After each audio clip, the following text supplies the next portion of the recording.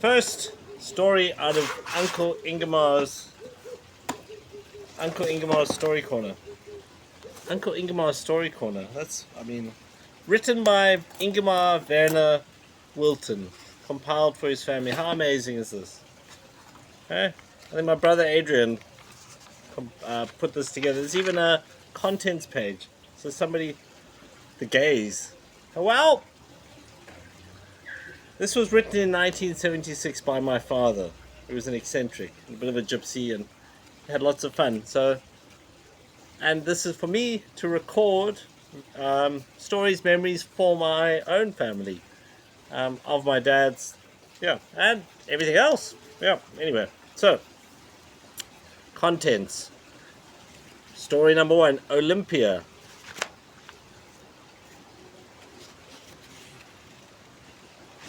Okay, Olympia.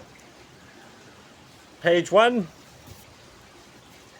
In the little inland city in the southern part of Sweden where I grew up, people were fond of giving each other nicknames.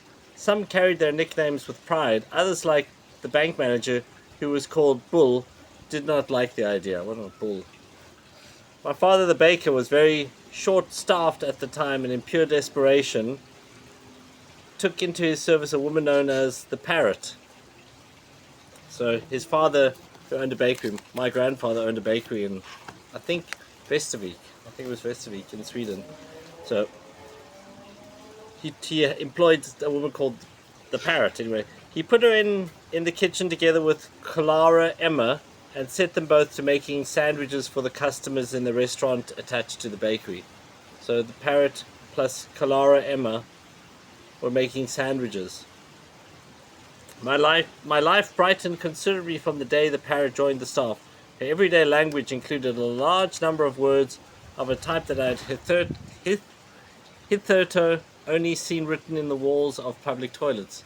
Okay, so his vocabulary expanded because he heard words that he'd only ever seen written in public toilets, obviously swear words. Oh, she was wonderful. Big and sweaty, and like most women of her type, she was very noisy too. Very soon my companions found me helping in the kitchen whenever the Parrot was working, and listening spellbound while she talked of her past exploits in vivid detail. Sorry about that, the pool was sucking air.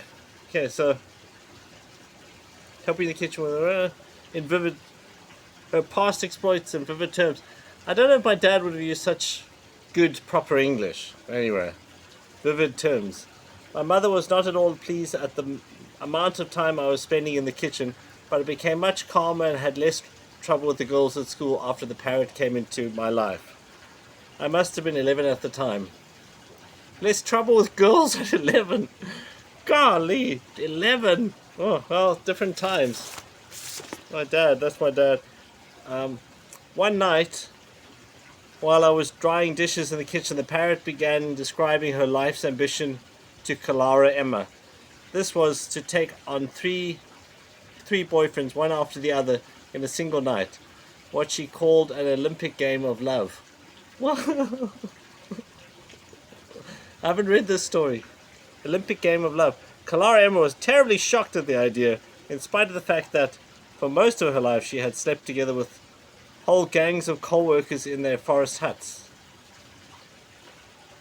This, however, had been when she had worked as a cook housekeeper for the coal workers. Clara Emma had never had a real boyfriend, and 3 in one night was too much for her to accept. Okay, well, Clara Emma, okay, not the Parrot. 3 in one night was too much for her to accept. 3 in one night? She never had a boyfriend. 3 in one night was too much. The Parrot one day announced that she would shortly be celebrating her 50th birthday, and that she had decided to do it in style.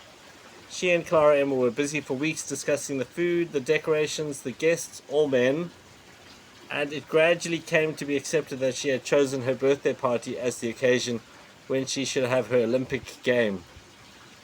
Nobody knew that she had counted my father and our neighbor, the butcher, as 2 of the 3. Oh my God, as she had kept her choices a deep secret. She announced only that she had made her plans and was sure of success. On the big day, she ordered meat from the butcher with strict instructions that he should deliver it himself, and cakes from my father with the same instruction. My father at first refused to make the delivery personally, but my mother finally managed to persuade him that it was not too much below his dignity. Oh, so she wanted my grandfather. So she ordered meat from the butcher.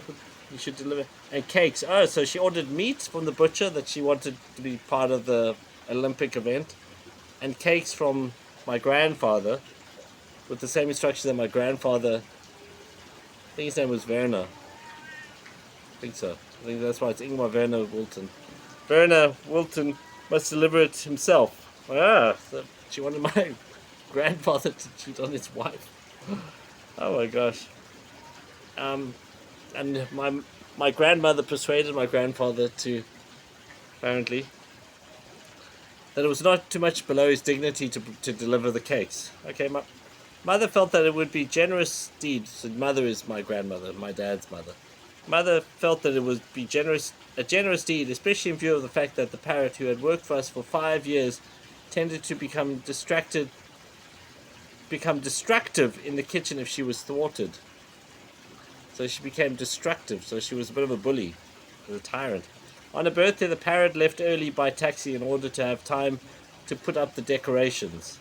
Sometime later, father left in the delivery van.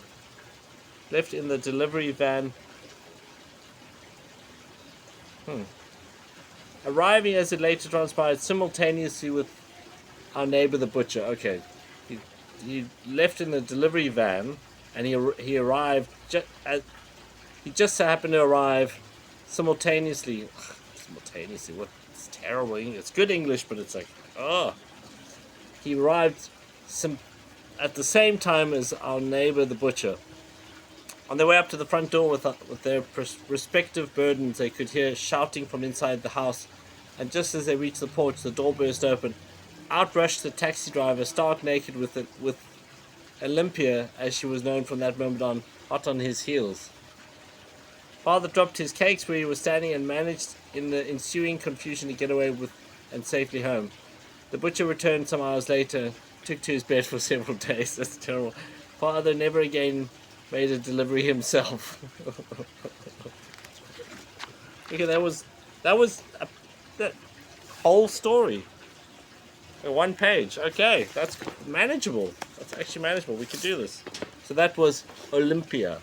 That's the story Olympia from Uncle Ingemar's Story Corner. And when my grandfather apparently delivered the cakes to the parrot. I wonder what her real name was. The parrot's 50th birthday party.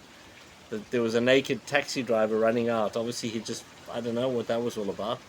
And then the butcher stayed. I hope he wasn't married, the butcher. I hope he was single. Anyway, it doesn't matter. This is probably 1940s. Because my dad wrote this in 1974. He was, he'd been living in South Africa, so he had left Sweden. Yeah. I mean, yeah.